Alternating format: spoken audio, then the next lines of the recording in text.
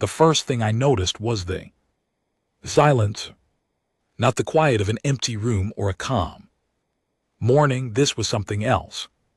Entirely, it was the kind of silence that presses against your ears, the kind that makes your body go still before your brain catches up. I was standing at the observation window of orbital station Meridian when every alarm on the station went dead at once. No beeping, no hum from the ventilation fans, nothing, just the soft, terrible sound of my own breathing. Then I saw them. They came out of the dark between Jupiter and the asteroid belt, and at first I thought it was a sensor glitch. Commander Alara Voss, that's me, 22 years in the United Earth Fleet, and I had never in my career seen a sensor reading that large. Lieutenant Owen Price was sitting at the navigation console 3M to my left, and I watched the color drain from his face the way water drains from a cracked glass, slow at first, then all at once.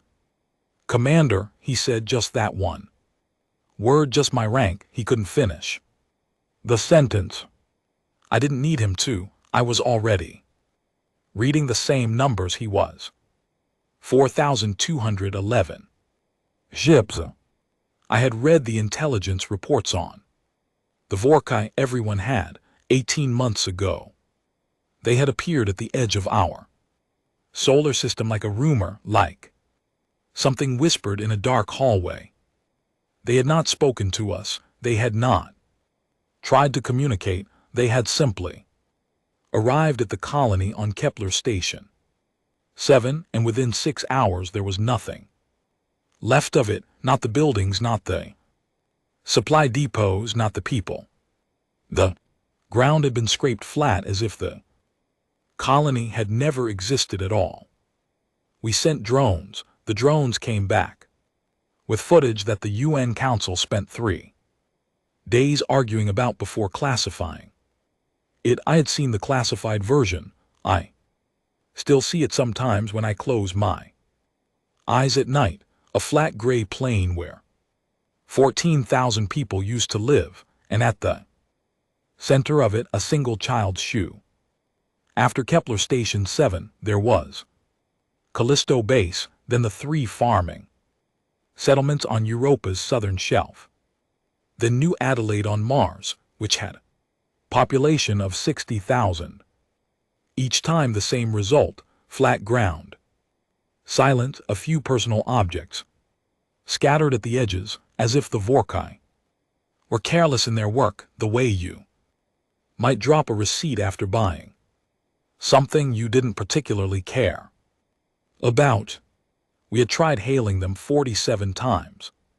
Across every known frequency, we had sent mathematical sequences, light pulse patterns, audio recordings, video messages in 60 languages. We had even tried a simple binary greeting that a graduate student from Nairobi had designed, something elegant and clear that even a civilization with no knowledge of human language might understand as friendly. We received no response, not a refusal, not interference, simply nothing, as if our signals were insects buzzing against the hull of something enormous and indifferent. The word the analysts used was harvesting. The Vorkai were not conquering territory. They were not building an empire. They were moving through the solar system the way a farmer moves through a field, taking what they wanted, leaving what they didn't, and not giving a single thought to what the field might feel about it. That was the word that stayed with me. Harvesting, as if we were a crop, as if humanity, with all its cities and its music and its arguments and its history and its love, was something you could simply pick and carry away. I had a daughter. Her name was Nora. She was 9 years old, and she lived in Sydney with my mother, And 3 weeks before that, Vorkai arrived above Earth. She had sent me a drawing of our family. She had drawn me in my uniform standing very straight with a big yellow star behind me. She had written at the bottom in her careful, slightly crooked letters, "My mom protects the stars." I had folded that drawing and put it in the inside pocket of my jacket, right against my chest, where I could feel the edge of the paper when I breathed. I was feeling it now. Lieutenant Price finally found his voice. "Commander, they're not stopping. They cleared the Mars orbital corridor 12 minutes ago. Trajectory is direct. They're coming straight for us." "I know," I said. "All 4,000 of them." "I know, Owen." The station intercom crackled and Director Caleb Morton's voice came through from the command bridge. Morton was the senior UN liaison on Meridian, a tall, gray-haired man from Edinburgh who had spent 30 years negotiating trade agreements between Earth's nation-states and who, in my experience, was almost impossible to frighten. His voice was frightened now. "Commander Vass, we need you on the bridge immediately." I took one last look at the observation window. The Vorkai fleet was not yet visible to the naked eye, but I knew it was there, the way you know a storm is coming before you can see it. You feel it in the pressure of the air. You feel it in the way the light changes. I turned and walked to the bridge. The UN Emergency Council was already assembled in a remote session on the main screen, 23 faces in a grid. People from every nation on Earth who had been pulled from their beds or their offices, or wherever they had been when the alerts went out. They looked frightened. Some of them looked angry. One of them, a woman named Minister Priya HFY from the Global Defense Committee, looked the way I felt, completely calm on the outside and completely terrified on the inside. The vote was quick, 11 in favor, 1 abstention, no votes against, because there was nothing to vote against. There was no other option on the table. The final message would be sent. It had been written 14 months ago by a small team that had worked in a basement facility in Geneva with no windows and no public record. I had been part of that team for 6 weeks before my posting to Meridian. The message was not a poem. It was not an appeal to mercy. It was not a speech. It was a list. A very clear, very precise, very carefully worded list of exactly what humanity had built in secret over the past 11 years, and exactly what we were prepared to do with it if the Vorkai did not stop. The council wanted me to read it, not a recording, not a text transmission. Live broadcast, voice and video on every frequency we could reach, directed at the Vorkai fleet and incidentally at every other signal receiver in the solar system. "Why me?" I asked Morton, though I already knew the answer. He looked at me steadily. "Because when you speak, Commander, people believe you." I thought about that for a moment, then I nodded and went to sit in the broadcast chair. The technician, a young man named Patrick Adler, who couldn't have been more than 25 and who was visibly trembling, set up the transmission array. In 4 minutes flat, he was good at his job. He checked the signal strength twice, confirmed the frequency spread, looked at me with wide eyes and said, "Ready when you are, Commander." I looked at the camera, small black little lens no bigger than my thumbnail, pointed directly at my face. 4,000 ships were coming. The cities of Earth were going dark. Below me, emergency protocols cutting the lights to reduce heat signatures, and from the observation windows on the port side of the bridge I could see the coastlines of continents outlined only by the faint glow of emergency strips along the evacuation roads. I thought about Nora. I thought about her drawing. I thought about 14,000 people on Kepler Station 7 and 60,000 people on New Adelaide and every flat gray plane where something human used to be. Then I looked at the camera and I began to speak. This message is directed to the fleet now approaching Earth. My name is Commander Alara Voss of the United Earth Fleet. I'm speaking on behalf of every human being on this planet and in this solar system. You have not spoken to us. We have tried many times to speak to you. That time is over now. There is only one thing left to say, and I am going to say it once clearly so that there is no misunderstanding between us. What follows is not a threat, it is a statement of fact. Please listen carefully. I paused, I breathed, I kept my eyes on the camera. Stand down or face annihilation. Then I kept reading every word of the list, every system, every weapon, every number. My voice did not shake. My hands, folded in my lap below the camera's view, were a different matter, but my voice did not shake. When I finished, I nodded to Patrick Adler and he cut the transmission. The bridge was absolutely silent. 72 seconds passed. I counted them. Then Lieutenant Price looked up from his console. His face had gone past frightened into something I didn't have a word for. Commander, he said, they're accelerating. I stood up from the broadcast chair. I straightened my jacket. I felt the edge of Nora's drawing against my chest. Then we begin, I said. The message had taken 11 minutes and 40 seconds to deliver. I know because Patrick Adler told me afterward, when it was over, when we were all still alive and still trying to understand how that was possible. 11 minutes and 40 seconds, the longest 11 minutes of my life, and I have had some long ones. But the Vorkai did not stop, and so what came next began.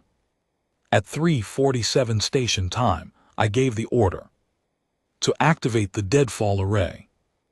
The array had been 11 years in the making. It had been built in the dark, piece by piece, funded through budget lines with names like orbital infrastructure maintenance and deep space research support and satellite replacement program.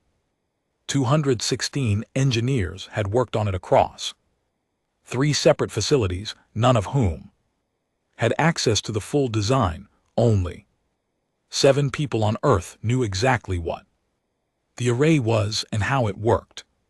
I was one of them. It worked by disrupting the quantum resonance field that Vorkai ships used for their propulsion system. We had figured that much out from the wreckage they left behind on Europa. Fragments of hull material that our scientists had analyzed for 9 months. Before one of them, a physicist from Oslo named Dr. Ingrid Hold, had an idea in the middle of the night and written it down on a napkin and then sat very still in her kitchen for a long time before calling her supervisor. The array didn't fire a beam. It didn't launch a projectile. It simply sent a pulse, a very specific frequency pulse. And if the pulse hit a Vorkai propulsion core at the right angle, the core would fail catastrophically. I gave the order. Patrick Adler relayed it. 3 seconds later, the array fired. The first Vorkai carrier went dark before any of us on the bridge had fully exhaled. It was not dramatic, not from our Distant, the ship simply stopped. Moving, then 60 seconds later it came.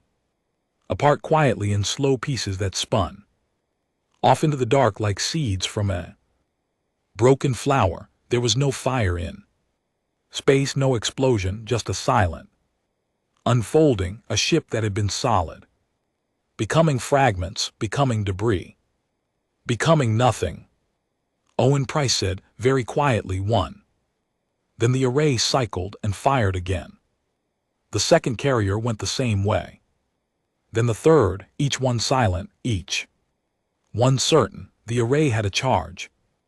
Cycle of 90 seconds, and we had 412. Firing solutions pre-calculated and loaded. We had done the math 11 years ago in a basement in Geneva.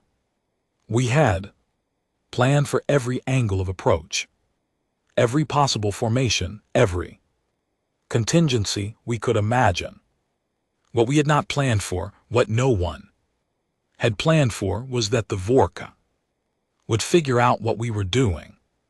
After the third ship, they were not slow, I will give them that. They were not slow at all.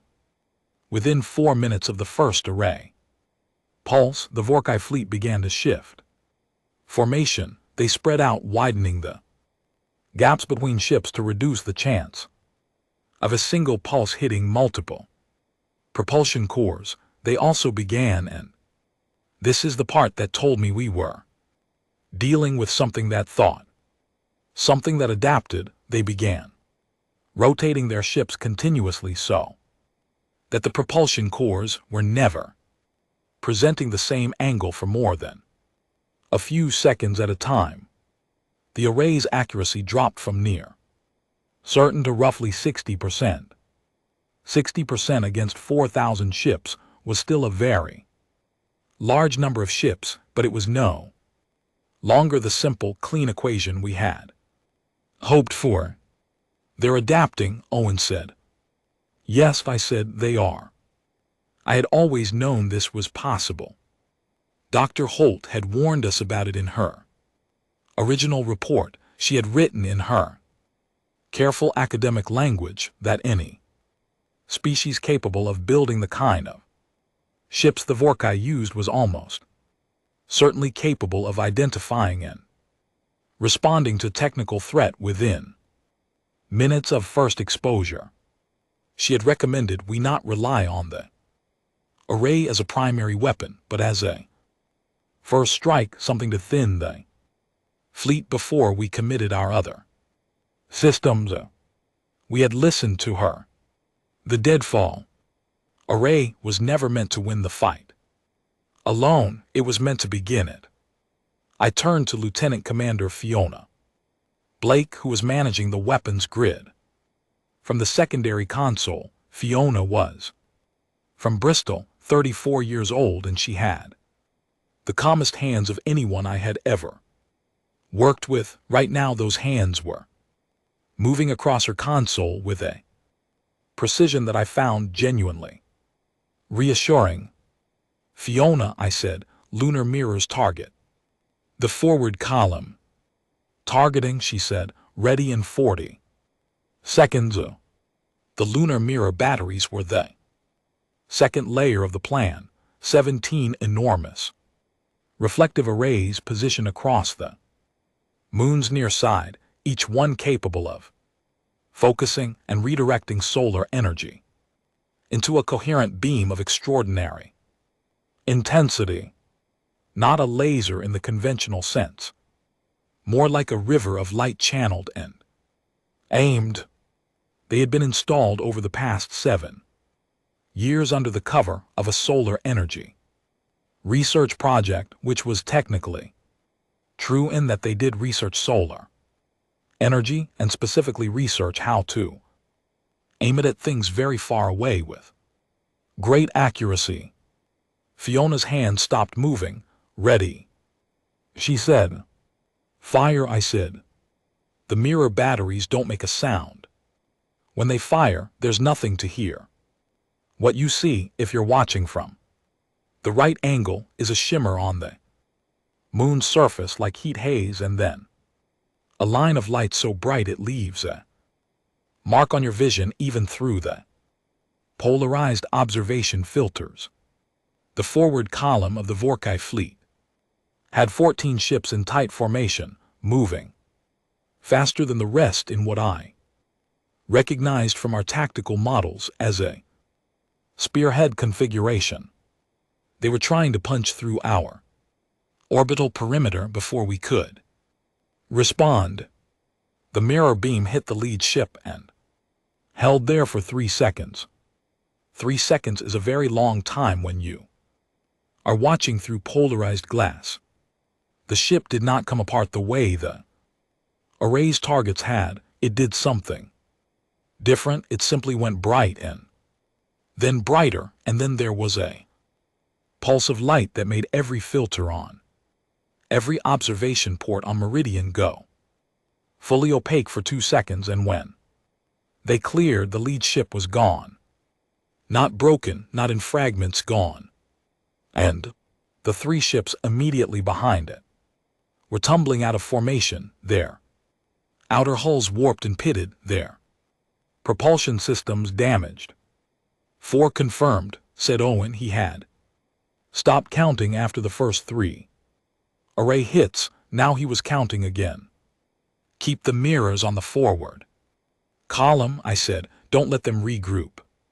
This was the moment, I think, when they Vorkai understood that what they had arrived at was not what they had expected. They had come to harvest. They had done this according to the intelligence we had pieced together from signals and debris and the testimony of a single surviving drone from Callisto base, approximately 41 times across 41 different star systems, 41 civilizations. Some of them had fought back in the way that an animal fights back when it is cornered, with courage and desperation, and no real plan. The Vorkai had never encountered a plan. They encountered one now. The mass driver network activated at 4:12 station time, 9 minutes after the array's first shot.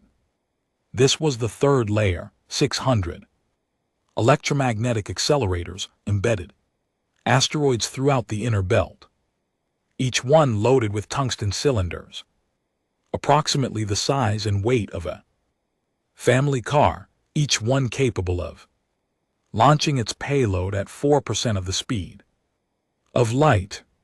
The targeting system had been calculating firing solutions for the past 7 years. It knew exactly where the Vorkai fleet would be. The Vorkai didn't see it coming. Not because they weren't looking, but because tungsten cylinders traveling at 4% of light speed are extremely small and extremely fast, and by the time your sensors can confirm one, it has already arrived. The volley took 11 minutes to cross the distance from the belt to the fleet, 11 minutes during which I stood on the bridge of Meridian and watched the array fire and the mirrors burn and the forward Vorkai column slow and scatter. And I breathed slowly and steadily and thought about the drawing in my inside pocket and waited. At 4:23 the tungsten volley hit. The impact zone covered roughly 800 km of Vorkuta formation. The cylinders didn't target specific ships. They didn't need to. At that density and that speed, the impact probability of any given cylinder hitting something was high enough that the mathematics became simple, brutal, clean. In 4 seconds, 214 Vorkuta ships were destroyed or critically damaged. The bridge erupted. I don't mean that in a bad way. I mean that everyone on the bridge made some kind of sound at once, a collective exhale that had been held since 3:47. A sound that was not quite a cheer and not quite a cry, but something in between, something deeply human that I didn't have a word for. I didn't make the sound, I watched the numbers update on my screen. 3,744. Vorkuta ships remaining, still more than enough to end everything on Earth's surface if they chose to commit to it. Still advancing, though the forward column was now in pieces. Still adapting. Fiona Blake looked up from her console.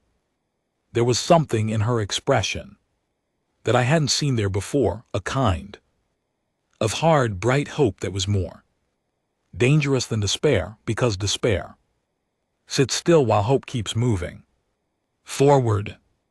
They're changing formation again, she said. They're consolidating, pulling back the outer wings and compressing the center. Commander, they're forming a wedge.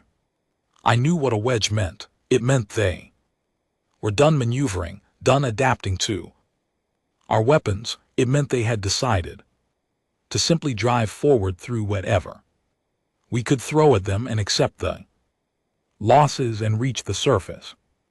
It meant they were still coming. How long until they reach low orbit? I asked. Owen checked his screen.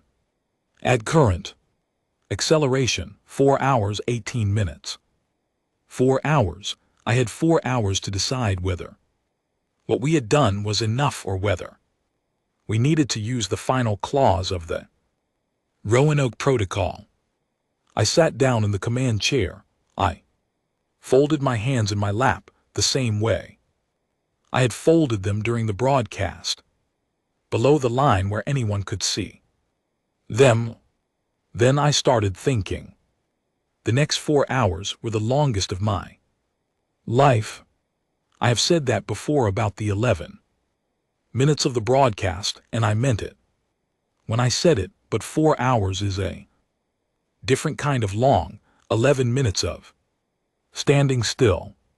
4 hours of moving constantly, adjusting, responding, watching the screens, listening to reports from Owen and Fiona and the 12 other officers on the bridge, who were all doing their jobs with a focus and a steadiness that I will carry in my memory for the rest of my life. The array kept firing every 90 seconds.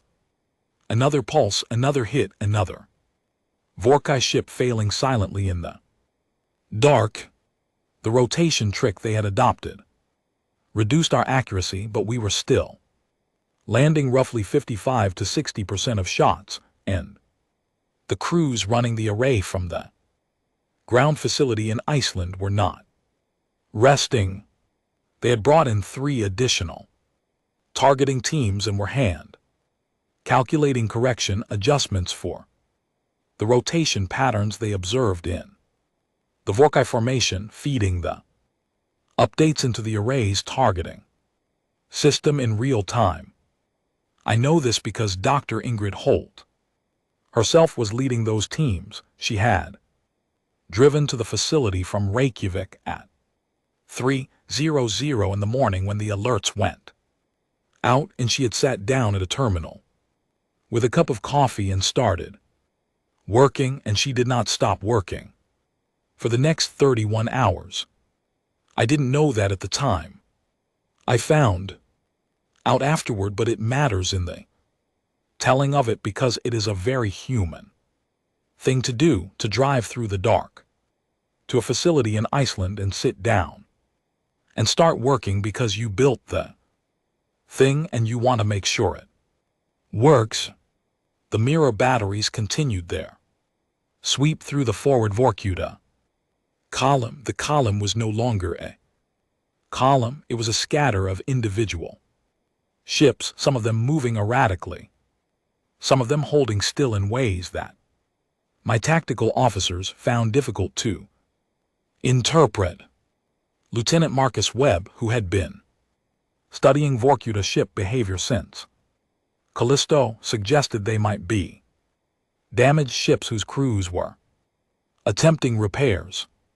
Lieutenant Dana Kellerman, who had a more pessimistic turn of mind, suggested they might be ships whose crews were already gone drifting Either way, they were no longer a spearhead. At 6:11, something new happened. A single Vorkuta ship, smaller than the carriers, approximately the size of one of our own frigate-class vessels, broke away from the main formation and moved toward Meridian directly. Not in a combat approach, it decelerated. As it came closer, which is the opposite of what you do when you're attacking something, it came to a stop, approximately 200 km from our hull, and simply held there. Owen Price stared at his screen for a long moment. It's not targeting us, he said. It's not charging weapons. It's just sitting there. Is it broadcasting? I asked. He checked. Yes, on a frequency we haven't heard the Muse before. Narrow beam pointed at us. I looked at Marcus Webb. Marcus had a background in xenolinguistics, which is the study of potential non-human communication systems, a field that had been largely theoretical until 18 months ago and had since become very suddenly practical. Can we decode it? I asked. He was already working. Give me a few minutes.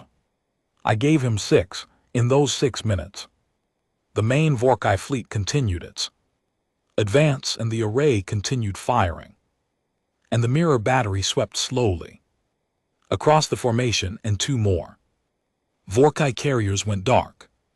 But the small ship held its position 200 km off our hull, broadcasting steadily. And I felt something I had not felt since this began. I felt curious. Marcus looked up. I can't decode the content, he said. Not yet, but the structure of the signal, it's organized. It's intentional. It's not random noise. And it's not a weapon frequency. Commander, I think they're trying to talk to us. The irony of this was not lost on me. 47 times we had tried to talk to them. 47 times they had said nothing. We fire 300 of their ships out of the sky, and suddenly they want a conversation. I did not say this out loud. It was not the right moment for observations of that kind. Keep trying to decode it, I said, and keep tracking that ship. At 7:14, the main Vorkai fleet crossed the low orbit threshold. They were close enough now that the ships were visible to telescopes on the surface. I know this because Fiona's husband, a secondary school teacher in Bristol, named Alan, sent her a message at that moment saying he could see them from the back garden and that he had never seen anything so large, and asking if she was all right. She showed me the message later, not during the battle. During the battle, she simply read it, typed back 3 words, and returned to her console.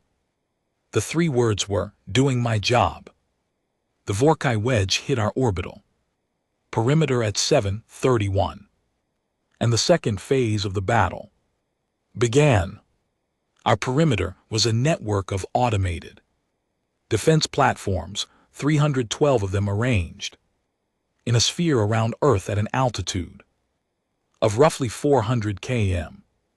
They were armed with conventional rail guns and a newer directed energy system that one of the development engineers had named, with what I consider an inappropriate cheerfulness, the Sparkler. Each platform operated independently, with its own targeting AI, which meant they could not be shut down by disabling a central command node, and they could not be deceived by jamming communications because they didn't to be told what to do. They already knew. The Vorkai wedge hit the perimeter, and the platforms opened fire. What followed was the most intense 90 minutes of the battle. The Vorkai were pushing hard, accepting losses, trying to break through the perimeter line. They way you might push through a thorn. Hedge by simply committing to forward movement regardless of the scratches. They were losing ships. We were losing platforms. Platform 73 went dark in the first 10 minutes, then 41, then a cluster of 7 in the mid-southern quadrant where the Vorkai had identified a gap and hammered it. And then one of the Vorkai beams found a path through the gap and hit the surface. I heard Owen Price say, "Impact," in a voice I did not recognize as his, and I looked at the geographic display, and I saw a marker in the Saharan region of North Africa where a beam had held for 12 seconds before the platform cover it closed the gap and blocked it. 12 seconds. I didn't have immediate casualty figures. The evacuation protocols had been active for hours, and that region had been prioritized because of its low natural cover. I told myself that, and I kept moving in. I kept giving orders.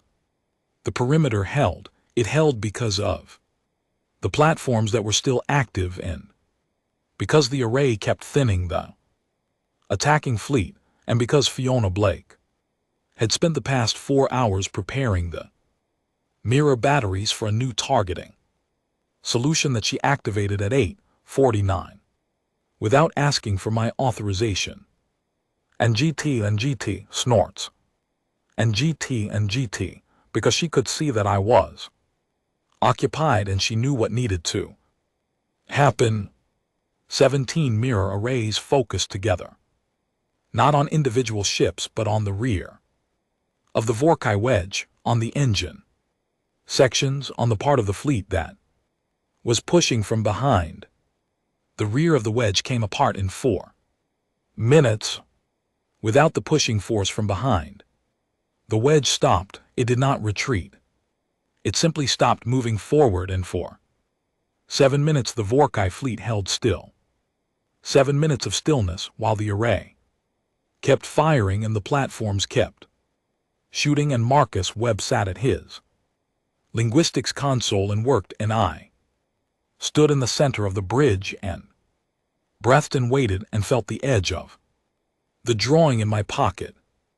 Then Owen said very quietly, "Commander, the outer wings are pulling back." I looked at the screen. He was right. Third of the fleet, the ships that had stayed back and watched while the wedge drove forward, were moving, not toward us, away from us, back toward the dark, between Jupiter and the asteroid belt. A third of the fleet was leaving. I didn't let myself feel anything about that yet. "What about the center?" "Holding position," Owen said. "No advance, no retreat." "And the wedge?" "Scattered individual ships, most of them are slowing down."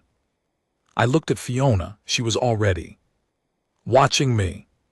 "Roanoke final clause," I said. "What's the status?" Her expression didn't change. "Armed and ready, Commander. Your authorization required." I nodded. "Hold." I wanted to wait. I wanted to see what the center would do. I wanted to know what that small ship 200 km from our hull was saying, because Marcus was still working on it, and his face had the look of someone who was very close to something. I could afford to wait 7 more minutes. At 9:01, Marcus Webb turned around in his chair and looked at me with an expression that I can only describe as the face of someone who has solved a problem they weren't certain was solvable. "I have something," he said. "Tell me." He looked at his screen. "It's not complex. The signal structure is actually quite simple once you identify the base units. It's a repeated phrase. The same phrase over and over on that narrow beam pointed at us." He paused. "It translates roughly to a question. The same question repeated Translation isn't perfect, but the best approximation I can give you is this. He looked up at me again. It says, "What are you?" The bridge was quiet. Not a question about our species name. Not a request for coordinates or identification. Not a demand, a genuine question, the kind a person asks when they have encountered something they did not expect and do not understand. What are you? I looked at the observation window. The center of the Vorkai fleet was still holding. The retreating third was almost to the belt. The small ship was still broadcasting, patient and steady, 200 km away. Then I looked at Fiona Blake. "Keep the Roanoke claws armed," I said. "But don't fire it yet." She nodded. I walked to the broadcast console and sat down in the chair again, the same chair I had sat in hours ago when I read the final message. I looked at the camera, the small black lens. My hands were in my lap. I nodded to Patrick Adler. He activated the transmitter, narrow beam pointed at the small Vorkai ship. I looked at the camera and I said, "We are the people who live here, and we are not going to leave." Then I nodded to Patrick again, and he cut the transmission. For 60 seconds, nothing happened. Then the center of the Vorkai fleet, 3,000 ships that had been holding still, turned, not in a weapons arc, a turn movement of the entire formation. Slowly, like a turning tide, away from Earth, away from the perimeter, away from us. Owen Price watched his screen for a long moment without speaking. Then he said, "They're moving away." He checked again, then he said it properly. "Commander, they are retreating." I sat in the broadcast chair, and I did not say anything for a while. I breathed. I felt the paper in my pocket. I listened to the sounds the bridge made.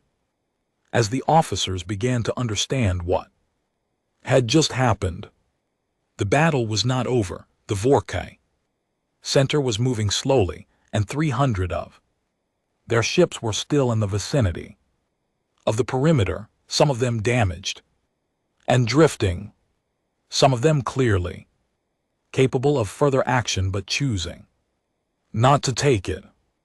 There would be hours of monitoring ahead, and days of assessment and weeks of repair. But the center was moving away. The small ship, 200 km from our hull, received my transmission, processed it, and then turned and followed the fleet. It did not transmit again. It simply left. Ona looked at me from across the bridge. The hard, bright hope in her face had changed into something quieter and deeper, something that had no name I knew of but that I recognized because I was feeling it myself.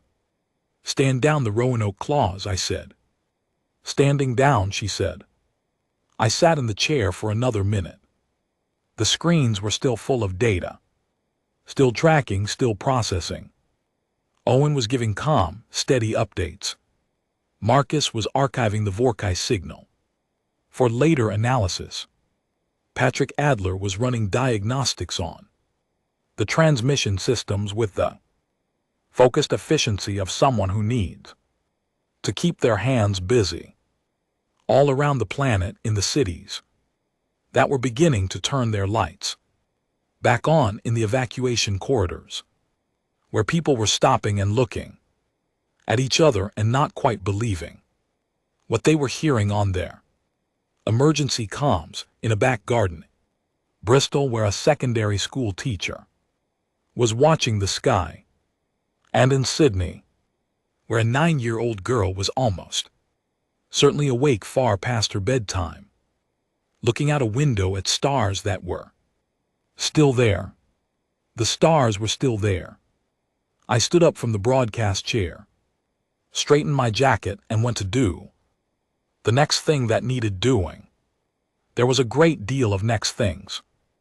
There always is after something like this: reports to file damage, assessments to review, personnel to account for a surface impact site in North Africa to coordinate relief teams toward platform repair schedules, array, maintenance windows 100, conversations I needed to have with 100 different people about what had just happened and what it meant and what we would do next.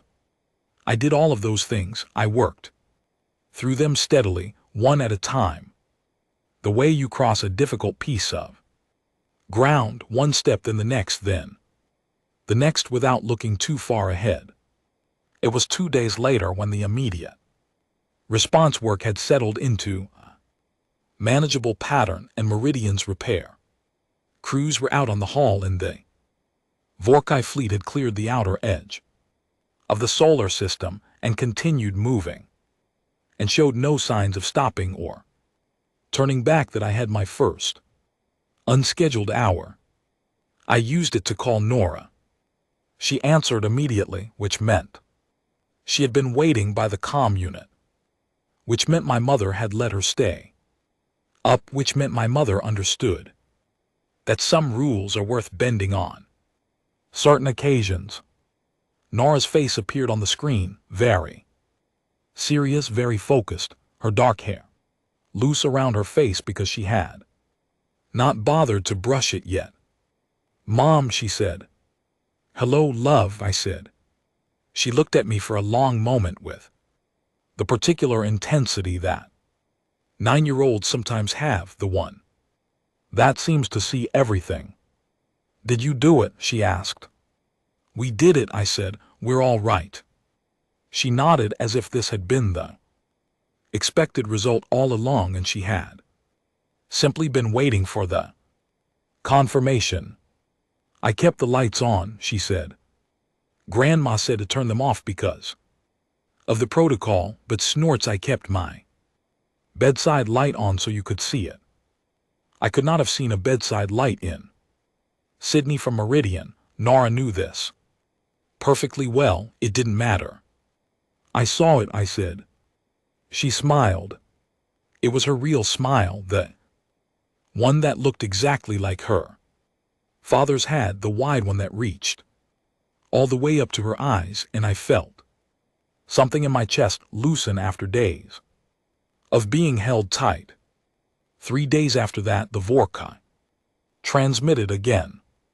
Not a narrow beam, not a repeated question, a wide broadcast, the same all-frequency approach we had used for our initial hails, directed not just at Earth but outward into the wider dark of the galaxy. Marcus Webb decoded it in 40 minutes. He brought the translation to me in person, printed on paper, which told me he thought it was important enough to carry physically. He placed it on my desk and stepped back and waited. I read it.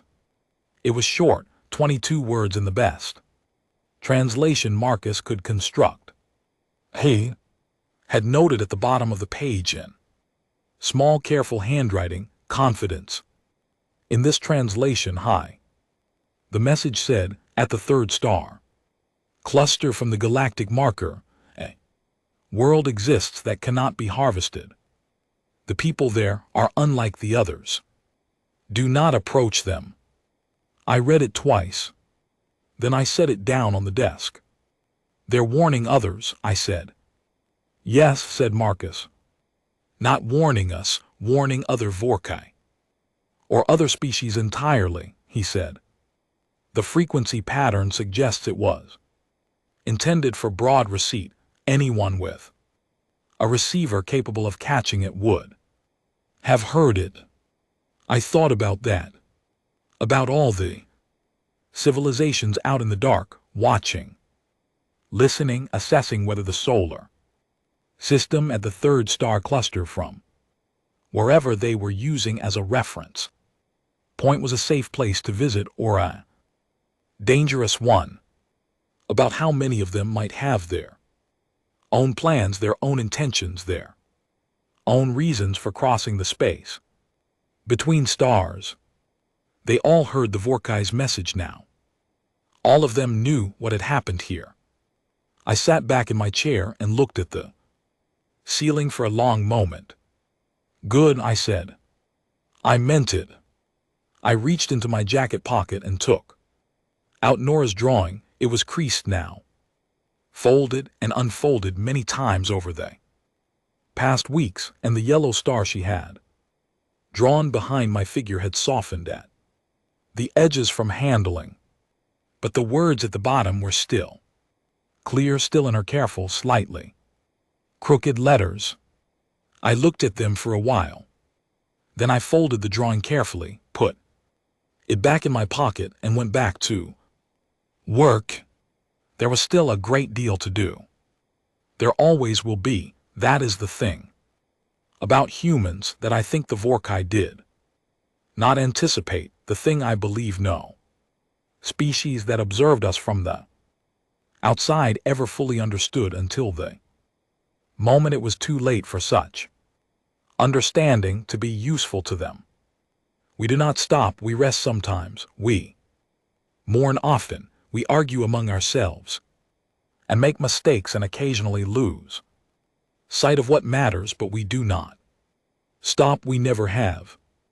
We look at the dark and we build something to push it back. And when that isn't enough, we build something more. And we keep building, not because we are certain we will succeed, but because the alternative is to stop building, and that is something we simply do not know how to do. The stars were still there. They would stay there. We would make sure of it.